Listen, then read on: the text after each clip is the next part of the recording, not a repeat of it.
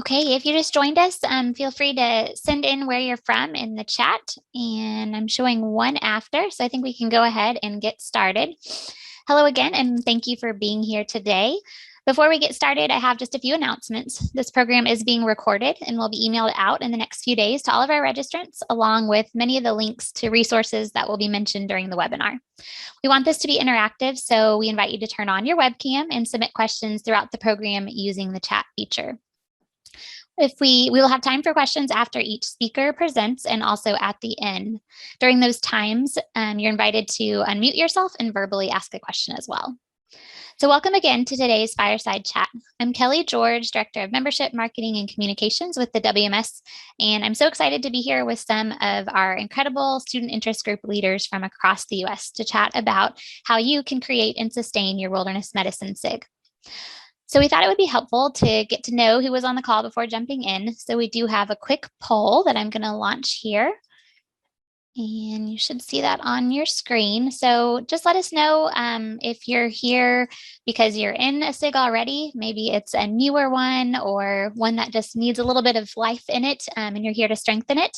If you're in a well-established one and came to share some of your own ideas, or if you do not have a SIG but are interested in starting one. Or if we didn't capture why you're here, go ahead and just hit that other box and send it in through chat. Looks like we have a nice even split at the moment, somebody from each category. So hopefully we will capture all of these different reasons that you might be here today.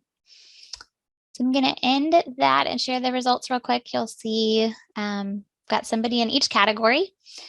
And now that we know a little bit more about why you are here, I want to share our first speaker and go ahead and introduce him. I'll turn it over to Dr. Glenn Barnes. Glenn is a doctor of nursing practice, a paramedic, and new fellow in the Academy of Wilderness Medicine. He served in the military for 28 years and has been teaching nursing for 7. He is the associate professor of nursing at the University of Texas at Tyler and founded their SIG just last year, which has already been nominated as one of the best university organizations by UT Tyler. Glenn, thanks for being here today, and I'll turn it over to you to tell us how you got your SIG up and running. Thank you so much. The idea of starting a SIG was a little challenging. I had no idea what to do, basically. So what I did is I reached out to Kelly and Gabby and said, hey, I have no idea what I'm doing. How can you help me? And so they said, well, first you have to make sure you comply with all your university's criteria. And here are our criteria. And then you need to go network with someone who's got one up and running. So we got introduced to just a beautiful, beautiful group, the SIG for the PA school at Yale. And just fabulous people. And they really did help us. And so going off of what they were looking at, we had a hard time at first getting a constitution and bylaws because we couldn't find a good example to go, because people have handed over the SIGs to other faculty members and copies of the constitutions have either weren't needed or were never developed or have been lost. So by creating that, we then turned that back over into the wilderness medicine group. So anybody coming behind us would have that. And then came another hard part of selecting my officers. And I just really honestly lucked out. I put a blanket call and I told the first person who signed up that, hey, you're the president. And it just so happens that the very first person who signed up was the perfect pick for a group president. She was a first-year nursing student, but she has had so much drive. It's just been just phenomenal. And she has been an absolute powerhouse. So I just really looked into that one. And then she knew other people who had those same desires for wilderness and for medicine and healthcare. So they ended up just having their group come over and start the SIG as well as become the officers. So we followed all the steps that you see listed here. And then we started immediately networking and going out and doing things in the community so that the students would see that we are a community-based group and that we're an active group. and nobody wants to join a group to sit and do nothing all day. So we sponsored a first aid tent at a trail run and marathon, ultra marathon. We also put the students into a cardboard boat race. I think we got a slide coming up with, oh, there we are. So in the upper left corner is the first aid station that our team manned, and they got to see, the ultra marathoners as well as trail runners. And then they also got to compete in a cardboard boat race that was sponsoring the United Way.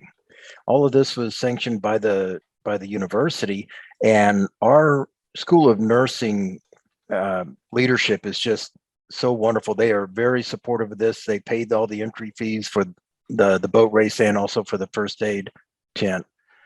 The other pictures you see in the middle and to the right is a retreat that we did with Texas A&M SIG, and Martin and I had met prior, and he basically is the guy that got me into all this. And so we went to a location that was owned off of Lake Ray Hubbard, which is a fairly large lake, and we taught both SIG groups survival, how to build fire shelters. We taught them patient assessment, stop the bleed, some basic trauma management, and then at the end of the last day, we sent them on a mini SAR course where they had to go locate a casualty, stabilize them, and then return them back to base camp, which was a big hit with both groups of students. Plus, they got to intermingle and get out of that silo mentality. So up and running, keep them busy. And the hardest thing for the leadership of the SIG is finding new opportunities to engage them in, because they're students. Their time is pretty valuable. They don't have a lot of time to come up with ideas. Now, they should be the ones doing them. They should plan it. They should run it. But it's my job as the faculty to go discover those opportunities and then turn them loose on it. Great. Thank you so much. It's been fun to see your club develop in just a short amount of time. And if for those of you that are familiar with college football at all, Texas A&M and UT are big rivals. So it's been fun for me to see how you've partnered with Texas A&M, which is going to bring me to our next introduction. So our next speaker is Martin Mufich. He's a clinical assistant professor at Texas A&M College of Nursing. His research focuses on promoting disaster nursing and wilderness medicine in the undergraduate and graduate curriculums. He held a role as the director of disaster preparation, response, and recovery for Texas A&M Health Science Center. He is a faculty advisor to the Student Nurse Association Disaster Preparedness Committee and the Texas A&M Wilderness Medicine Interest Group. He is a certified healthcare simulation educator, a board-certified national healthcare disaster professional, and a FOM candidate. Martin, I look forward to hearing more about what you're doing at Texas A&M. Hello, everybody. Thank you, Kelly, for that introduction. I hope everybody's doing well. We got our slide up and going. Yeah, me and Glenn have been running buddies for quite a few years now, so it's been fun to see how that's developed. The beginning, when I first got to A&M about 6 years ago, there was an existing SIG run by the College of Medicine. One of the challenges of SIGs, in my opinion, is that the turnover for students. Medicine over here at A&M, they're only at one campus for about a year and a half. So trying to keep an organization going year after year after year is very challenging with students anyway. So long story short, after a few years, that SIG just kind of reduced to nothing. Faculty fell off. There just wasn't any interest. So I reached out to the WMS and said, listen, I teach nursing and I'm very interested in wilderness medicine. I would like to kind of get this thing back going. And so they said, great. So I became the faculty advisor, and being a nursing instructor, I decided initially we'd start in the College of Nursing. So that's what we did. And we started about last year, I believe. It's going on a little bit over a year now. And just like Glenn mentioned, we had students already trained in wilderness medicine. Our president was a wilderness first responder, had actually worked as one, and honestly had more experience than I did. So he's they have really taken it over. Our students really lead a lot of what happens for our group. Some of the pictures you'll see there, the bottom left is just a little thing we put together for some campers that come from all over the state, high school aged individuals that come in the summer. So we usually try to do wilderness for them. Upper left, you'll see something we're going to talk about for a little bit, disaster day simulation. That's a big thing here at College Station. Texas gets more disasters than any state in the country. And here at College Station, we are well positioned for education. We have one of the best training facilities in the nation called Disaster City. We work with FEMA. We work with Texas Department of Emergency Management, Texas State Health Services. There's also Texas Task Force One, and they respond to events, disasters all over the world. So there's a lot of really good knowledge there. And so we do a big event every year.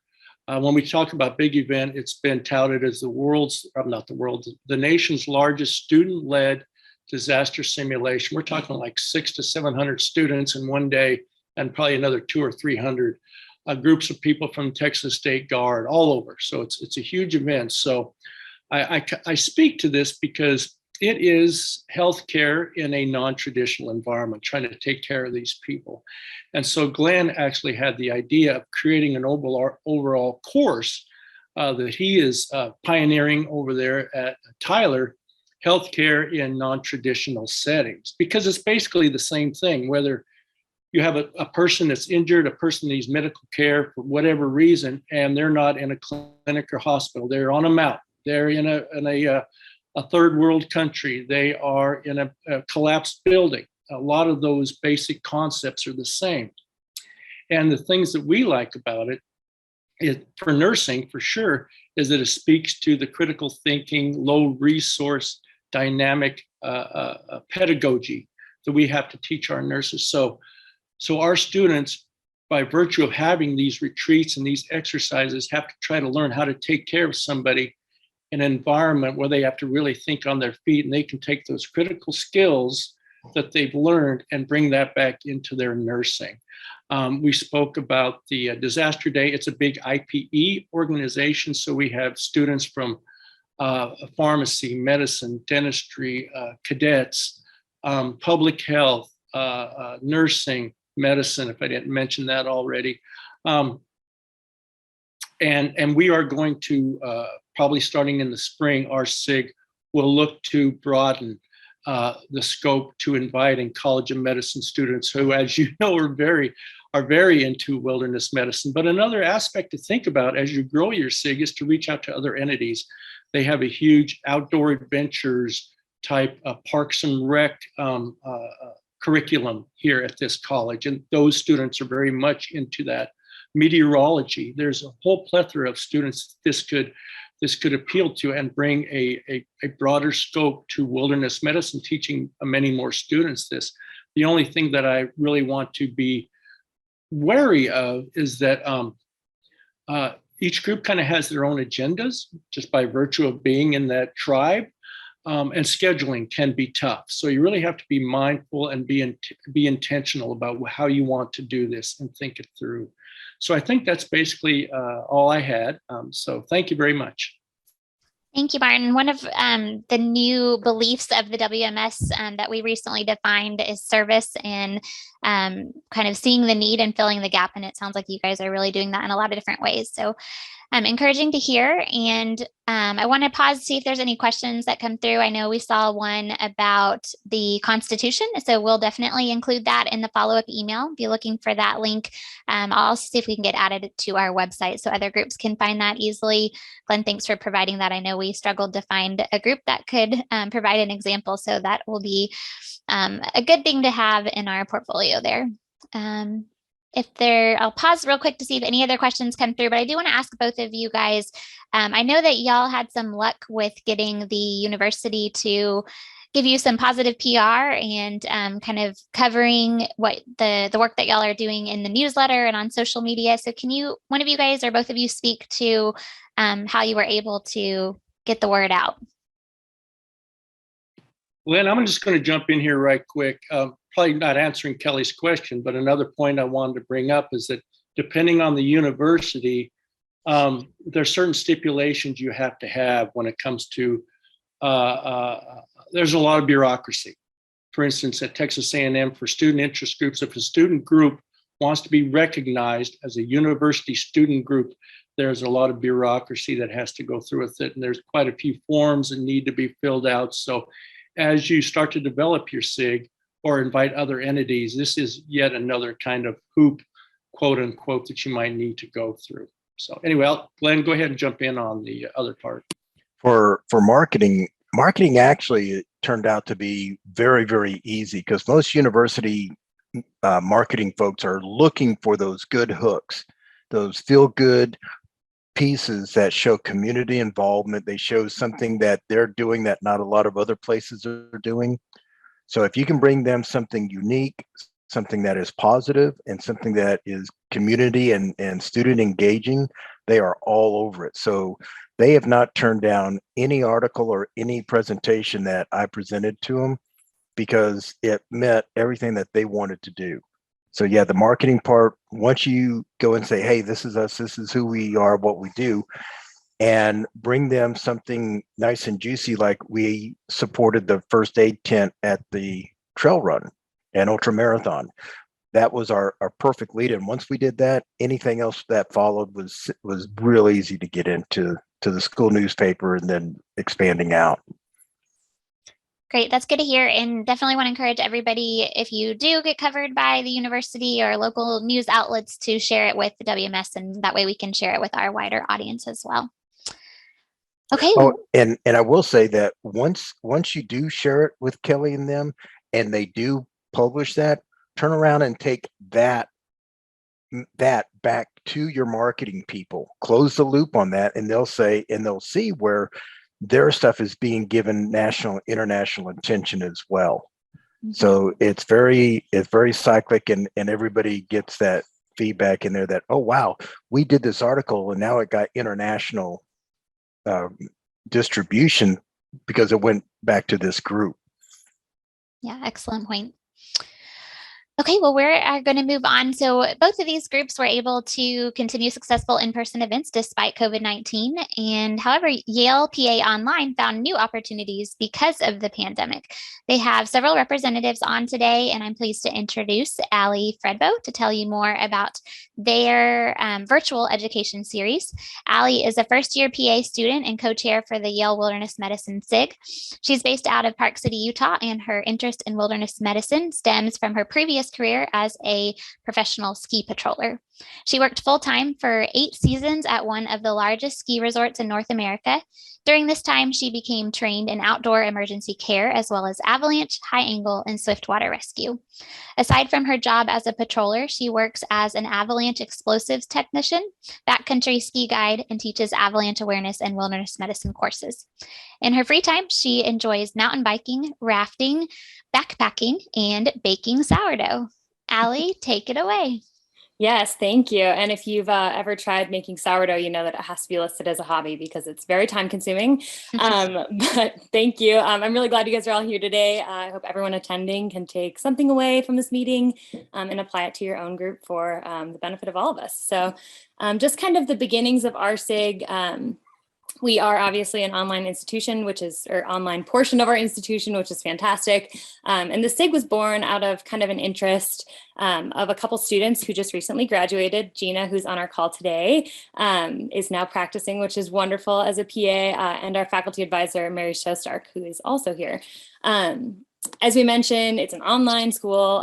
We have students from all across the nation, and it really allows us to learn medicine right in our own community, which has been an awesome experience for many, myself included, and many of our students. Just earlier this year, I became one of the co-chairs, and I'm very fortunate to benefit from all of the hard work that's been done before me. And I'll try and speak to some of the work that they've done as part of this talk. So there's kind of a couple parts to our SIG, but just first off, we have a portion of our interest group that we really reserve for students who are members of our program.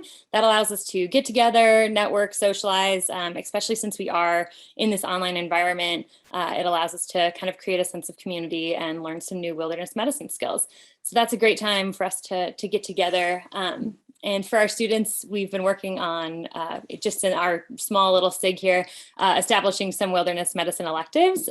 Gina, who's on the call, was able to go to Yellowstone, which was an awesome experience that she talks about all the time and sounded super wonderful. We're also working with Adventure Med, which is a wilderness medicine educator out of Salt Lake, to send students to an elective rotation. That's something we've recently been able to convince our clinical placement team to allow us to do. But the real reason I'm here to talk to you guys is about a series that we host called Wild Med Wednesday. So matching the nature of our program, we have this online lecture series where we're able to host speakers who work in unique areas of medicine and specialize in various fields.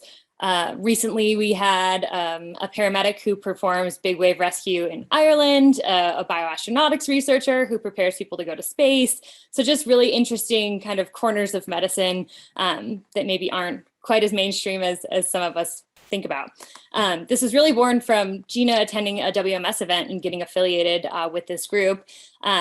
And I mentioned Gina a lot because she's like a SIG superhero, and I know anyone on this call would definitely agree with that statement. She worked really hard to get this going. And her idea was essentially to create a space where we could bring together all of the SIGs instead of just working independently, but working together both geographically across disciplines and creating an environment where we can all come together and share our experiences and our resources online. So COVID certainly helped with persuading people that online is a great way to learn. And Glenn, who's on the call, and Justin have both are frequent attendees of our lecture series, and Glenn has presented in the past. Our attendees really span the globe, which is really kind of cool for the WMS, is that it's an international organization and allows us to really gather people from all across the world. So we have some frequent visitors from India and Brazil, and just all areas of medicine that have a super interesting perspective on every topic. And it provides for some wonderful questioning and discussion with each one of our speakers. With the affiliation with the WMS, we're super fortunate to be able to offer free FOM credit to students, which is a big draw for many people and a fantastic way to get everyone together to learn. And as I mentioned previously, it's really the folks before me that's put in a tremendous amount of work and networking and communicating with the WMS to be able to grow this lecture series. And in the future, we're just hoping to kind of spread the word that this is out there and it's offered, and we want to gather as many people together as we can into this online series. And I think Michelle maybe had wonderfully dropped the registration link. So please feel free to copy and paste and share that wherever you would like to register to join our series. And we're always looking for speakers as well. So yeah, that's kind of a background with what I have to offer. And I know Mary's here and Gina, so please pop on and speak. And thank you both for what you've done for this group. Thank you so much, Allie. You did a great job and a great presentation. And I just want to say I'm Allie and Gina's faculty advisor. Well, Gina has now graduated, and Gina was one of my advisees who wanted to start a wilderness student interest group. And she came to me and we started it. And so I have to say that we've been so lucky to have amazing students like Allie and Gina and Luke and Kirsten and Aaron and Sydney, and everyone who I've missed, but who have spearheaded this. And each one of us, we get online and we work together. And I think one of the biggest things as a faculty advisor is to meet with your students, get online, get on a group text message, run ideas by each other, and really have the ability to, have set up a shared Google document and Google Drive. And that way we start to plan all of our student interest groups, as Allie mentioned, but also our Wild Med Wednesdays. And another big thing that's really amazing about our Wild Med Wednesdays is it is an interprofessional group. So we have, as Allie said, people from around the world, but also professions from around the world. So really just continuing to network and bring people together. So we hope to see you at Wild Med Wednesday. And thank you so much for this opportunity. Great. Gina, did you want to add anything? Yeah, I guess I just want to echo what Mary said is there's a handful of speaker series out there on the topics that we're all interested in, but a lot of them have mostly doctor level speakers. So we wanted to make like a kind of a core tenet of our group to be including all medical professions, because the majority of people who are interested in wilderness medicine aren't at the doctor level. It's a lot of first responders, EMTs, paramedics, things like that too, and a lot of them have very valuable experience. As a speaker before us who was talking about the woofer, who was like, wow, unbelievable amount of experience, in the niches that people work in, they're definitely far more expert level over other people. So that's something we want to retain. Thank you. If you have any questions, feel free to hop on or send them through the chat feature. I'll just echo again, in the last year and a half when it's been a time of isolation, the series has really helped bring people together. Another one of our core beliefs in the WMS is elevate others as you climb. And y'all have really brought so many people along with you through this series. So it's been really neat to watch people of all specialties, locations, levels of training, et cetera, participate. So thank you all who are involved with that series. And again, that link is in the chat. I think y'all have done a really good job of streamlining everything. You've got really nice marketing materials, and you have this good Google form that people can fill out and register for multiple sessions at one time and just get the link. One thing just to mention, if any of the groups are considering doing virtual programs, that one thing we have learned, a few of us even on this webinar, is to kind of watch out for the Zoom bombing. So just to not post your link publicly. And that's why we try to go through registration processes and make sure that, the link is not published on any social media outlets and that it's just sent to the people who are verified. So just a quick tidbit there. Okay, and I think that we are ready to move on to our final presenter. So our last presenter today is Dr. Justin Gardner. Justin has completed a wilderness medicine fellowship with Virginia Tech Carilion in Roanoke, Virginia this past June. He's now faculty with the program and working as an ER doc and clinical preceptor. Justin founded an annual student lecture series competition held during the Southeast Student Wilderness Medicine Conference, and also founded a monthly wilderness medicine journal club for residents and students. Justin is an instructor for AWS, WFA, and ACA Level 2 River Safety and Rescue courses. He recently completed his FOM and is nearing completion of his DIM, Diploma in Mountain Medicine. Justin enjoys mountain biking, hiking, kayaking, camping, woodworking, and spending time with his cat and dog. Justin, please go ahead. Hi, everybody. Yeah, like she said, I slightly different track, kind of getting into wilderness medicine after all the regular medicine stuff. So now faculty with a fellowship, which is pretty darn cool, and definitely found I like working with students quite a bit. So definitely made that my main focus this past couple of years. Pictures here just kind of show the different fun stuff we've done. The bottom right picture is the Diploma in Mountain Medicine in Utah. Top right is some advanced wilderness life support courses I've helped teach. Middle picture was a fun airboat tour in the Everglades, learning about a bizarre environment that I'd never been in before. Top left is one of our, I think this was a Swiftwater Level 3 course. It might have been a 4. And the bottom left is the really cool Virginia WMS elective we run every year. So I'm going to talk more about a broad picture than just how to start a student interest group, because I was never directly involved with the founding of one. My project has been more of like the intergroup relations between the groups and the WMS. Just to remind myself, could you move to the next slide so I stay on topic? Yeah, definitely. While we do that, I know Virginia Tech, y'all have such an awesome team out there doing so many cool things. One of the hats that Justin wears is chair of the WMS Student and Resident Education Committee. So we figured while we had him here, it'd be great to get him to share some of the other ways that people can get involved. Yeah, I could keep going and going and going. If you want to be involved with wilderness medicine or the WMS, if you let it happen, it's a slippery slope and you'll get pretty involved pretty quick. So I guess to keep me on topic here, like I mentioned, the Virginia WMS elective, it's a 2-week and a 4-week combined elective. There's students of all kinds within healthcare fields and residents join into this really cool park in Virginia. And you get a bazillion FALM credits. I think it's at least like half of your FALM you can finish over that month.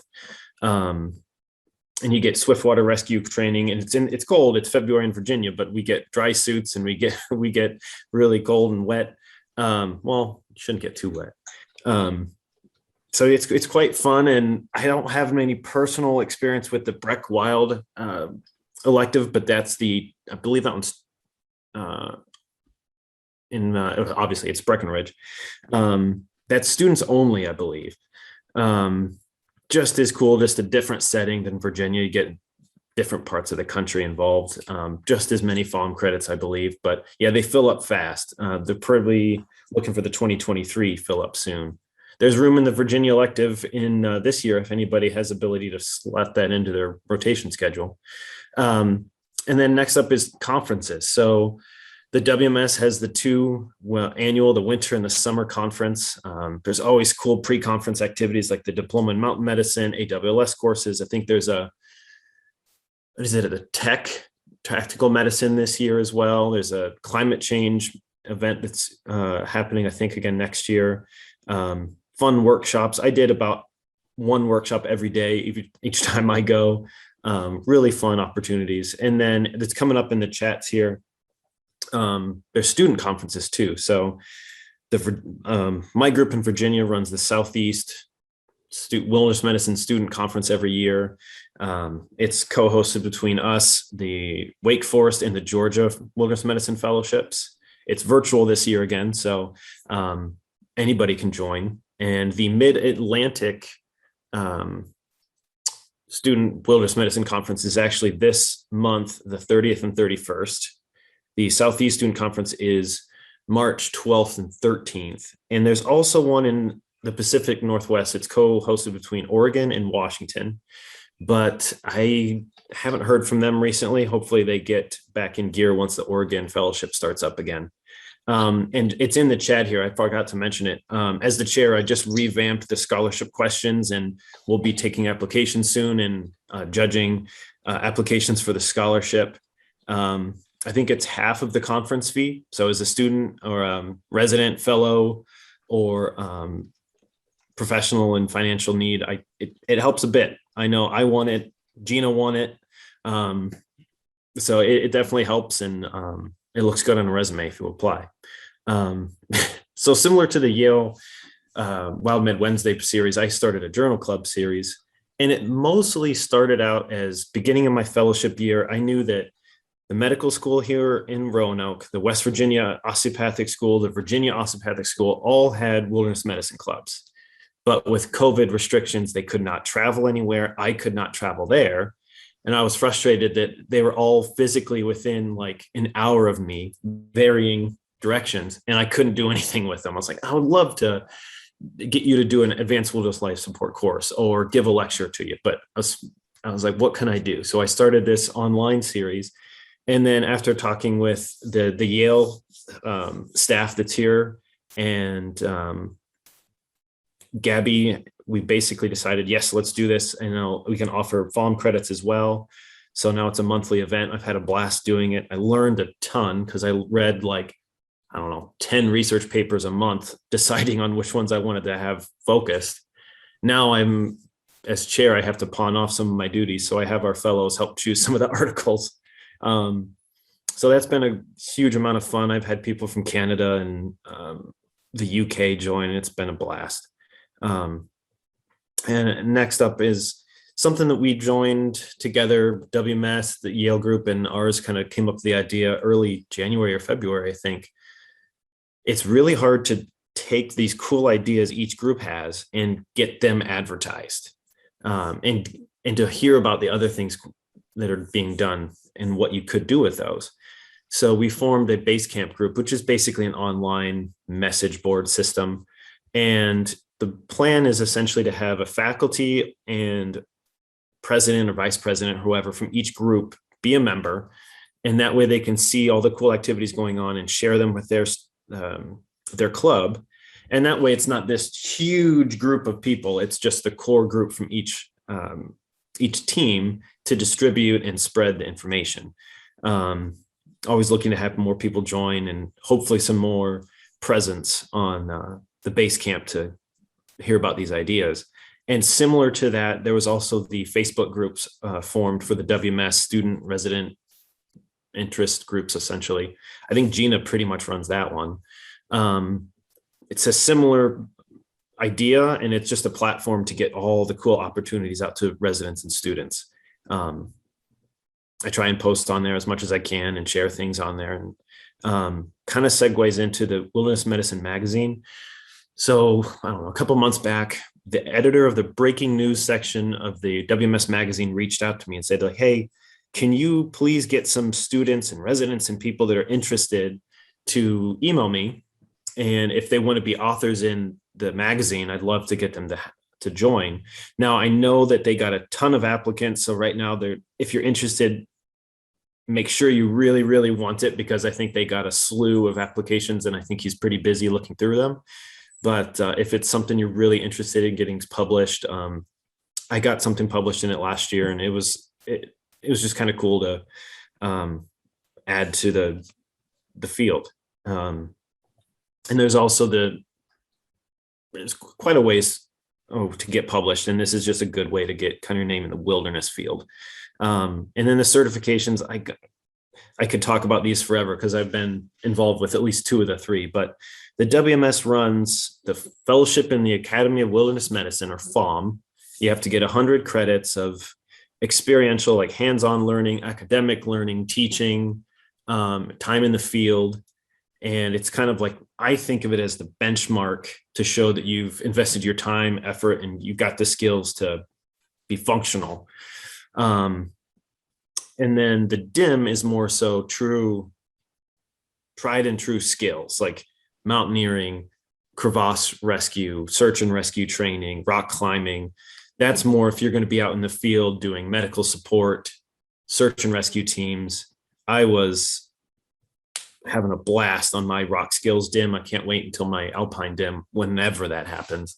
I would love to get involved with a search and rescue team. It's just so hard to find the time. And then the diploma, and they changed the name on me, but the diploma in diving in marine medicine. Marine medicine. I forgot the marine part. So I think I'll eventually get to that. It's just tough to do 2 of them at the same time. I'm a rescue scuba diver, and I'd love to get the master scuba diver rating as well. But a lot of marine medicine training, actual skills, scuba dive training, sailing, experience down on the coast and on a sailboat and dive boat. Those topics alone I could talk about for like an hour, I think. But just like in everything in life, you try and find your track, you find your goals, and you match them up with what training you need to get that goal achieved. I did a formal fellowship in addition to the FOM, primarily to just take a year and invest all my time and effort into learning as much of cool wilderness medicine as I could. It's more of a groundwork, get like my feet wet and everything. And now I'm trying to focus in and hone in on what I really want. And I'd say it's a good point for most people, like get experience in a ton of things and then figure out what you really want and go from there. And that's where like the FOM is kind of like your stepping stone to all these other things. And you don't have to do both. You could do the DITM, the DIM, or the FOM, but by doing one, you kind of progress towards doing some of the others anyway. But if anybody has questions, I can put my email in here. It might be in the follow-up email as well, but happy to answer any questions you might have. Thank you, Justin. Yeah, and I know you didn't include this in your bio, but I will add that you were our first ever Ascent Award winner. The WMS created a new award for Justin. So we're just really grateful for your leadership and all the time that you spend volunteering with the WMS. So thank you. And we want to open it up, just questions on anything. We want to hear from you. So if you have questions on any of things that were presented from our speakers today, please go ahead and feel free to send those in through chat, or feel free to come on to the screen and unmute yourself. We'd also love to hear what you're doing at your school. So if you've been a part of a SIG activity that's worked well, any insight that you have to share. We hope, again, that this is interactive and we want to hear from you guys.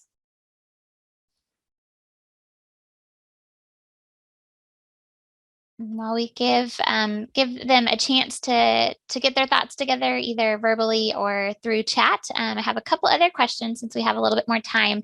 I'm going to ask all of the presenters, what have you seen as one of the biggest challenges that you've faced?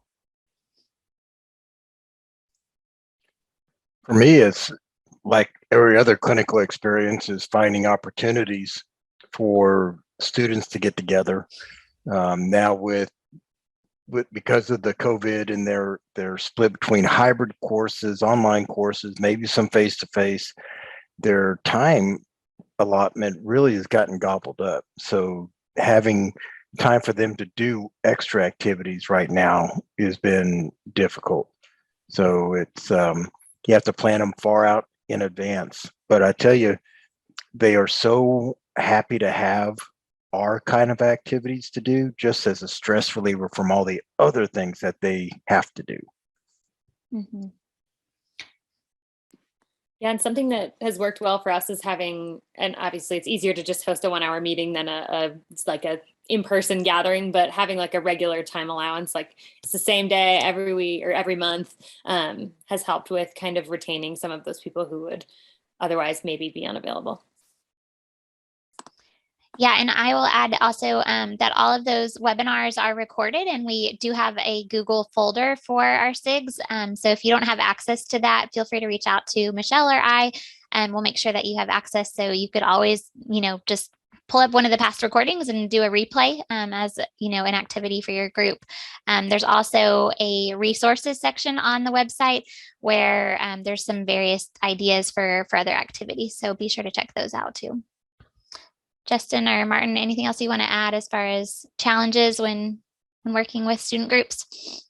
I kind of mentioned it before, but it's like if you do start to get student groups from different areas, scheduling can be really, really a bear to kind of work with.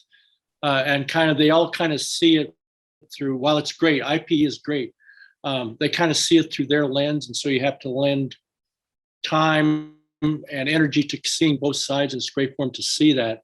One of the things that I kind of forgot to mention is that grant-wise, there's a lot of availability for interprofessional education, interdisciplinary, interprofessional groups. So you can leverage a wilderness medicine event using IPE to try to get some grant money to help fund that. And that's a great segue into our question that we had from Scott asked, I would love to hear more about securing funding. I'm in the midst of reaching out to companies and organizations right now. So if anybody has anything to add regarding funding.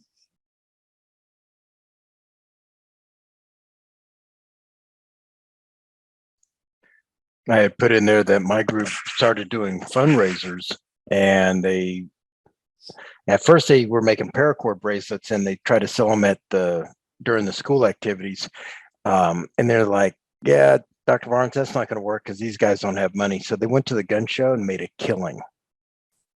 So you put these students there, they're making paracord bracelets right there on the spot, so they could say, yeah, I want it to have these colors, I want to have, and they would actually add like fishing kits into the paracord bracelets. They actually make them little survival kits, and they could make their own, and then they would say, hey, I'll come back in an hour, and their custom ordered, custom made paracord bracelet would be done. And they made hundreds of dollars in one day with that. Very cool. One item to jump in on, while it's not fundraising, if you have students going to clinicals, you can have those students at the clinical hospital site say, do you have any expired stuff that you need to, maybe there's some bandage.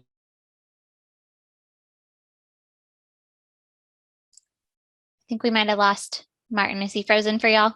No, he's from A&M. They do that. Martin, we lost you at the end of that. You froze for a second. Oh, okay. And hopefully you can hear me now, but just going to the hospitals and seeing if they have any supplies that they would be willing to donate. We get quite a few that have been expired. So try that. Good idea. And if anyone needs marketing assistance, please feel free to reach out to me. I think, Glenn, you had asked for a flyer initially, and we helped kind of create a generic flyer that you could customize for your group. So if you need something that might be helpful to bring to these businesses as well to, look legitimate, then we're happy to help with that as well. So feel free to reach out if that's something we can help you with. Absolutely. That was a huge help. Great. And I just want to comment on it's something that wasn't a problem, but I know overall many students across the country are having trouble because of COVID getting rotations and rotation sites. As Allie mentioned, we have been very lucky to partner with some of Venture Med. Dr. Dave is out of Yale as well. And I think one of the really cool things that comes out of Wild Med Wednesday, as well as our SIG talks, is that we have people from around the world, and the students make contacts there, and they're able to connect with Dr. Barnes, who said, yeah, I'll take you for a rotation, or, someone else that can, set up a rotation like Cedar with Adventure Med. So they're from the challenges that have been happening from COVID, I think, coming into a Wild Med Wednesday or a speaker series, it gives opportunities for the students to meet people around the country and around the world where they can get rotation sites. So, it's a little challenge, but something good that comes out of it. Great. Well, I should have probably given our speakers a heads up. I was going to ask this question, so you had some time to think on it. But I think we've got all the questions that came through chat. So I was going to ask one final question of what's been your biggest reward? Why do you do it? Why do you keep doing it?